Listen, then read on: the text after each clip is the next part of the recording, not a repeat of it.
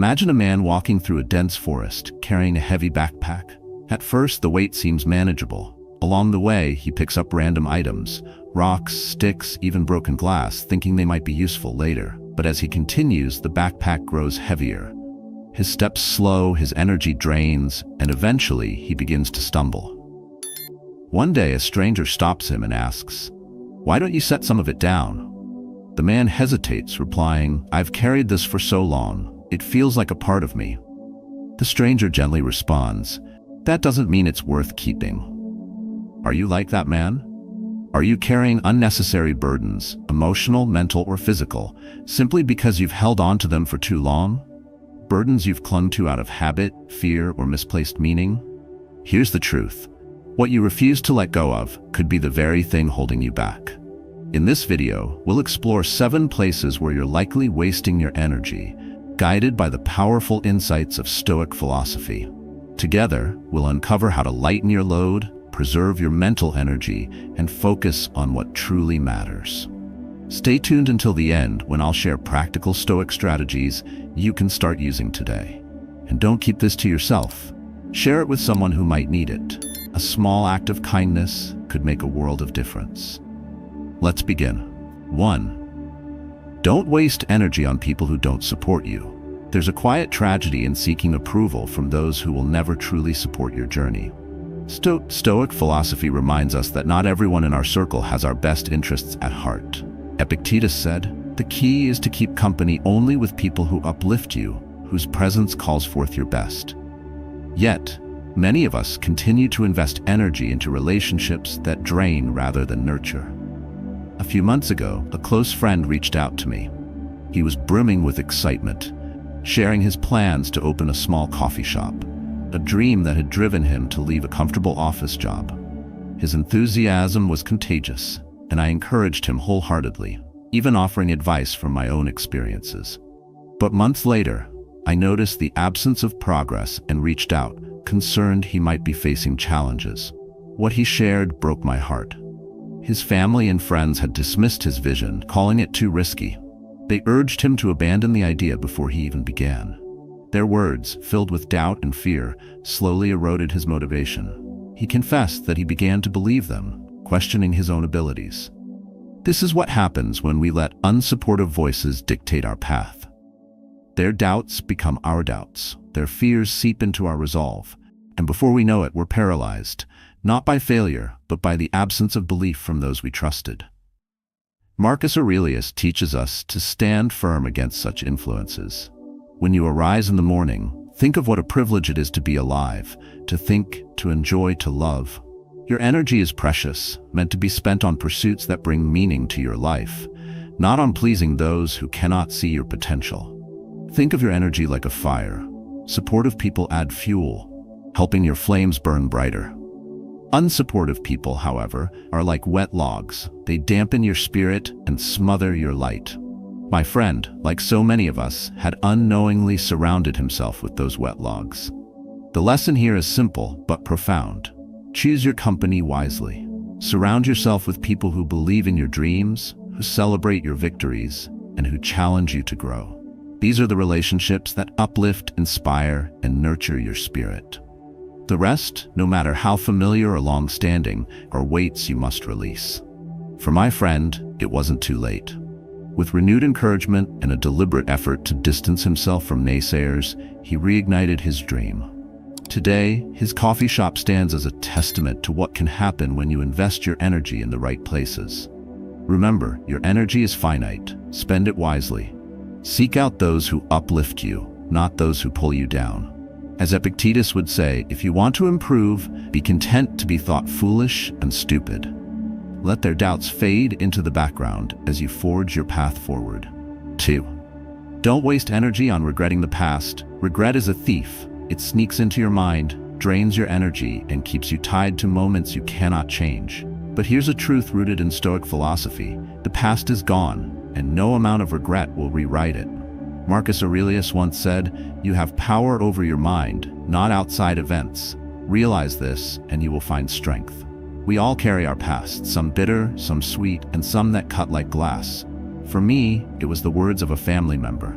They once told me I would never amount to anything, dismissing my potential with a cruel finality. Those words became my shadow, following me everywhere, whispering doubt and holding me back. Even as I grew and achieved more than they ever imagined, the echoes of their criticism lingered. For years I carried that weight, reliving the sting of those moments, as if by replaying them, I could find closure. But instead, I found exhaustion. Regret is like staring at a fire long after the flames have died. The warmth is gone and all that remains is ash. You can choose to sift through it endlessly, or you can move forward and build something new. The Stoics teach us amor fati, to love one's fate. This doesn't mean embracing pain, but rather accepting it as part of life's journey. Your past, whether glorious or grim, is a chapter. It is not the whole story. Think of the man carrying a backpack filled with rocks. At first, the load seemed bearable, but as he trudged on, each step became harder, the weight pressing down on him. What if he stopped and left behind the heaviest rocks, those that served no purpose but to hinder him? Would he not walk lighter, faster, and with greater freedom? Regret is one of those rocks.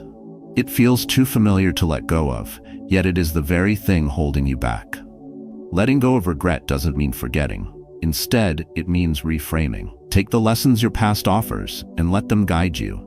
Remember the triumphs and the beauty, and use them as fuel for the present. The rest, the blame, the guilt, the pain, doesn't deserve space in your heart. Ask yourself, what weight are you still carrying from the past? Is it a comment someone made, a mistake you can't forgive yourself for, or a relationship that ended badly? Recognize it, and then make the conscious choice to set it down. The energy you free up can be redirected to the things that truly matter: your goals, your growth, your peace. As Marcus Aurelius reminded himself, if you are distressed by anything external, the pain is not due to the thing itself, but to your estimate of it. And this you have the power to revoke at any moment. Today, choose to revoke the power of regret. Choose to carry only what serves you, and let the rest fall away. 3. Stop wasting energy on things that aren't worth it. Have you ever felt like you're pouring from an empty cup, giving so much of yourself while receiving little in return? Stoic philosophy teaches us the importance of discernment, of knowing what truly deserves our time, effort, and energy. As Seneca once said, "It is not that we have a short time to live, but that we waste a lot of it." I remember a colleague who was always the first to volunteer, the first to offer help, and the last to leave the office. She gave endlessly to everyone around her. Whenever someone needed advice, she was there. When tasks piled up, she took on more than her fair share. At first, her generosity seemed admirable, but over time, I noticed the toll it took on her. She began to look tired, defeated. Her passion faded, replaced by quiet resentment. One day I asked her why she didn't set boundaries. Her answer stayed with me. If I don't do it, who will? It's a noble thought, but one that had drained her completely. She was giving her energy to tasks and people that didn't reciprocate, didn't replenish her. She was exhausting herself on things that, in the grand scheme, didn't truly matter. The Stoics call this the dichotomy of control, the ability to distinguish between what we can and cannot control. Spending your energy on things outside your influence is a recipe for frustration and burnout. Marcus Aurelius wrote, "You have power over your mind, not outside events. Realize this, and you will find strength." It's not about selfishness. It's about preserving your energy for what truly aligns with your values and long-term goals. Imagine a farmer trying to water a field with a leaking bucket. No matter how much water they fetch, most of it spills along the way. That's what happens when you waste your energy on things that don't contribute to your growth, happiness, or peace. The bucket never fills, and the field remains barren. Invest your energy wisely. Focus on tasks and relationships that nurture your spirit. Identify activities that align with your core values. Learn to say no when something doesn't serve you or those you care about. It's not neglect, it's clarity. When my colleague finally stepped back, prioritized her efforts, and set clear boundaries, something incredible happened. She rediscovered her enthusiasm and began to excel in ways she never thought possible. By channeling her energy into meaningful pursuits, she not only improved her life, but became an even better support for those who truly needed her. As Seneca reminds us, associate with people who are likely to improve you. Welcome those whom you can improve. The process is mutual. For men, learn while they teach. Choose where your energy flows. It's the difference between flourishing and fading. 4. Don't waste energy on what others think about you. There is a quiet freedom in letting go of the opinions of others, a freedom that Stoic philosophy holds dear. Epictetus once wrote, "Care about what others think, and you will always be their prisoner." These words challenge us to reflect on how much of our energy is spent chasing approval that ultimately doesn't matter. A friend of mine, a talented musician, once confided in me about his deepest fear: judgment. He loved creating music, but found himself paralyzed by the thought of others' opinions. Every time he wrote a song, his excitement was quickly overtaken by self-doubt. What if they think it's terrible? What if they laugh at me? These thoughts became chains, holding him back from sharing his gift with the world. This fear of judgment is something many of us grapple with. Stoic philosophy, however, offers us a liberating perspective. Epictetus wisely said, "It is not what happens to you, but how you react to it that matters." The opinions of others are external events, beyond your control. Your reaction to them, however, is entirely within your power. Consider this: the world's opinions are as fleeting as the wind. What people admire today, they may dismiss tomorrow. Chasing approval is like running on a treadmill. It exhausts you without ever bringing you closer to fulfillment. Marcus Aurelius reminds us, you have power over your mind, not outside events. Realize this, and you will find strength.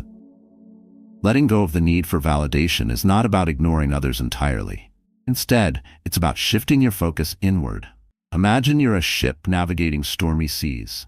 The waves represent external opinions.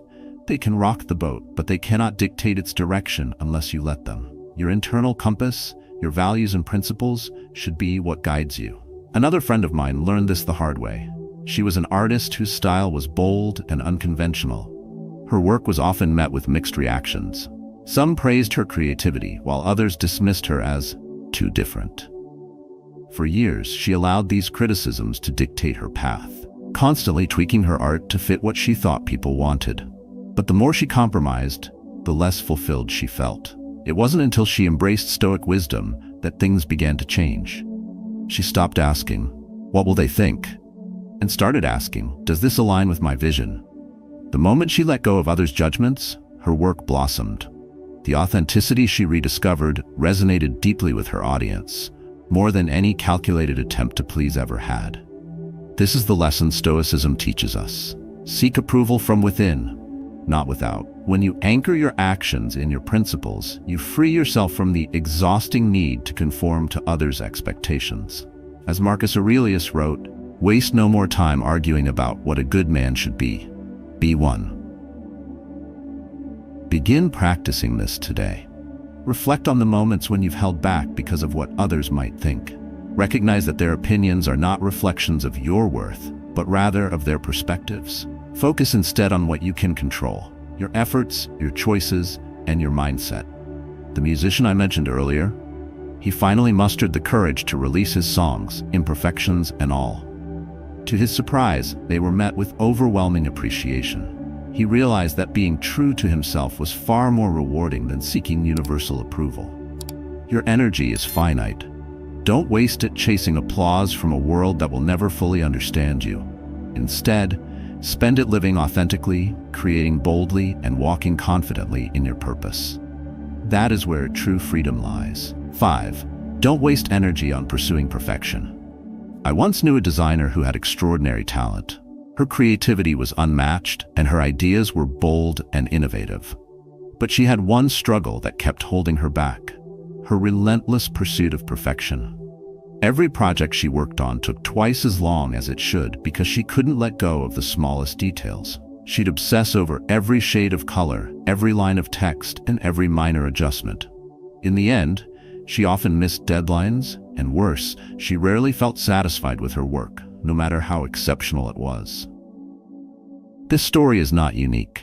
Many of us fall into the perfectionism trap, believing that flawless execution is the only way to succeed. But Stoic philosophy offers a different perspective. Marcus Aurelius wrote, "If it is not right, do not do it. If it is not true, do not say it." This teaches us to aim for excellence, but not perfection. To focus on what is right and meaningful, rather than chasing an unattainable ideal. Perfectionism is exhausting because it sets a standard that can never be truly met. It demands energy that could be better spent on growth, learning, and progress. Instead of moving forward, perfectionists remain stuck, paralyzed by the fear of falling short. Seneca observed this tendency, stating, "It is the sign of a great mind to dislike greatness and prefer things in measure to things in excess." In other words, balance is the key. Imagine trying to sculpt a statue from clay. If you focus too much on perfecting one tiny detail, you risk losing sight of the whole piece. Similarly, life is about the bigger picture, progress, effort, and the impact you make, not the unreachable goal of perfection. The Stoics understood this and encouraged embracing imperfection as a natural part of the human experience. Consider the Japanese art of kintsugi, where broken pottery is repaired with gold. The cracks, instead of being hidden, are celebrated as part of the object's history and beauty. This philosophy aligns with the Stoic view that imperfection can be a source of strength, not a flaw to hide. To free yourself from the perfectionism trap, start by reframing your mindset. Recognize that imperfection doesn't mean failure. It means you're human. Focus on progress over perfection and celebrate the steps you take, no matter how small. As Epictetus said, freedom is the only worthy goal in life. It is won by disregarding things that lie beyond our control. The designer I knew eventually learned this lesson. She began setting realistic deadlines for herself and embracing the idea that good enough could still be powerful. Her work became more impactful, her stress diminished, and she rediscovered the joy in her craft. Perfection isn't a goal, it's a distraction. By letting it go, you reclaim your energy for what truly matters: growth, creativity, and the pursuit of excellence. Let your imperfections shine. They're what makes you and your work uniquely remarkable. 6. Don't waste energy on people who only need you occasionally. A close friend once shared a story that left a lasting impression on me. She had a colleague who would reach out only during moments of crisis, when a deadline loomed or personal dilemmas became too overwhelming. My friend, ever generous, always responded, offering her time and emotional support without hesitation. Yet, as the pattern repeated, she realized a hard truth. This colleague never reached out to ask how she was doing or offered support in return. Their connection was built solely on convenience, not care. This story is a stark reminder that not all relationships are equal. Some are reciprocal, enriching your life with mutual support and understanding. Others, like the one my friend experienced, can be one-sided, draining your energy without replenishing it. Stoic philosophy teaches us to value our time and relationships wisely. Seneca once advised, "Associate with people who are likely to improve you. Welcome those whom you yourself can improve. The process is mutual." Imagine you're a tree. You provide shade and nourishment to those around you. But what happens when someone takes and takes, offering nothing in return? Over time, your strength wanes and your roots weaken. Relationships that lack reciprocity are like these takers. They sap your energy without giving you the opportunity to grow. The first step to addressing such dynamics is recognizing them. Pay attention to the people in your life who only appear when they need something. Do they invest time in understanding you? Are they present during your struggles, or do they vanish when you're the one in need? These questions can help you discern whether a relationship is balanced or merely transactional. Once you've identified these patterns, the next step is setting boundaries. Many people fear this, mistaking boundaries for selfishness. But in reality, they are acts of self-respect. By creating space between yourself and those who drain you, you reclaim the energy needed to nurture meaningful relationships and personal growth. Boundaries don't mean cutting people off entirely. Instead, they're about being clear on what you're willing to offer. A kind but firm, "I can't help with that right now," can work wonders. This approach not only protects your energy, but also encourages others to solve their own problems, fostering independence. Finally, focus your energy on the relationships that matter. Invest in connections that inspire and uplift you, people who celebrate your achievements, check in during hard times, and challenge you to grow. Marcus Aurelius reminds us, the soul becomes dyed with the color of its thoughts. Surround yourself with individuals who bring positivity and wisdom into your life, and you'll find that your energy flourishes. My friend, after much reflection, began to prioritize the relationships that truly mattered. She stopped overextending herself for her colleague and redirected that energy toward people who valued her more than her assistants. This shift not only lightened her emotional load, but also deepened the connections that enriched her life.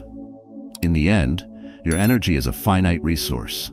Protect it fiercely. Reserve it for those who reflect your values and appreciate your presence, not those who only appear when it suits them. By doing so, you honor both yourself and the relationships that truly matter. 7. Don't waste energy on problems that aren't yours. A mentor once shared a story about a farmer in a small village. One morning, a neighbor rushed to his door, desperate for help. His cart had broken down, and he needed someone to carry his goods to the market. The farmer, though busy with his own tasks, agreed. The next day, the same neighbor came again, this time asking for help fixing the cart. The pattern continued, and the farmer found himself consumed by his neighbor's problems, neglecting his own fields. By the end of the season, his crops had withered, leaving him with nothing to harvest. This story illustrates a hard truth. When we take on others' burdens indiscriminately, we risk losing control of our own lives. Stoic philosophy warns against this. Marcus Aurelius wrote, "Do not let the actions of others disturb your tranquility. Your concern should be with the virtues of your own character." It is a reminder that while helping others is noble, there are limits to how much of their weight we can carry. Life presents us with countless opportunities to fix, assist, or intervene, but not every problem is ours to solve. Imagine trying to keep multiple plates spinning at once. Eventually, they will all come crashing down. Our energy is finite, and wasting it on matters beyond our responsibility depletes the strength we need to face our own challenges. The Stoics teach us to focus on what we can control. Epictetus emphasized, "Some things are up to us, and some things are not." Problems belonging to others, unless directly tied to our responsibilities, often fall outside our sphere of influence. Taking on these issues not only drains our energy, but also prevents others from learning and growing through their struggles. What does this look like in practice? It starts with discernment. Ask yourself, is this truly my problem to solve, or am I stepping in out of habit, guilt, or fear of saying no? If the answer is the latter, it's time to step back. Setting boundaries is not an act of selfishness, it is a necessity. By focusing on your own priorities, you model resilience and clarity for those around you. Offering advice or limited support is often more beneficial than completely taking over someone else's burden. It empowers them to develop their own solutions while preserving their energy for what truly matters. I once knew a friend who constantly mediated family disputes. Every argument seemed to pull her into the middle, draining her emotionally and leaving her own goals neglected. When she finally set boundaries and encouraged her relatives to resolve their issues independently, not only did she reclaim her peace, but her family grew stronger in their ability to communicate. Seneca wisely observed, "He suffers more than necessary, who suffers before it is necessary." By choosing to focus on your own path and letting others walk theirs, you protect your well-being while allowing them the space to grow. Spend your energy where it counts, on your growth, your goals, and your peace. As we come to the end of this journey through Stoic philosophy and the art of preserving your energy, let us reflect on the lessons we've uncovered. Your energy is precious, a finite resource that deserves to be protected and directed toward what truly matters. From letting go of regrets about the past to freeing yourself from the opinions of others, each principle we've discussed is a step toward clarity and peace. Avoid investing your energy in trivial pursuits, unsupportive people, or unattainable perfection. Set boundaries with those who only reach out when they need you. And remember, not every problem is yours to solve. These aren't just abstract ideas, they are practices. And like any skill, they require effort and consistency. Start small. Recognize the areas where your energy is being drained. reflect daily, and take action to redirect your focus toward growth and purpose. With time, these practices will become second nature, empowering you to face life's challenges with calm and strength. As Marcus Aurelius reminds us, the happiness of your life depends upon the quality of your thoughts. By cultivating awareness and practicing these Stoic principles, you'll not only reclaim your energy, but also transform your life. I encourage you to share your thoughts and experiences in the comments below. How have you been managing your energy? Which lesson resonated most with you? Your story could inspire someone else to begin their own journey toward balance and resilience.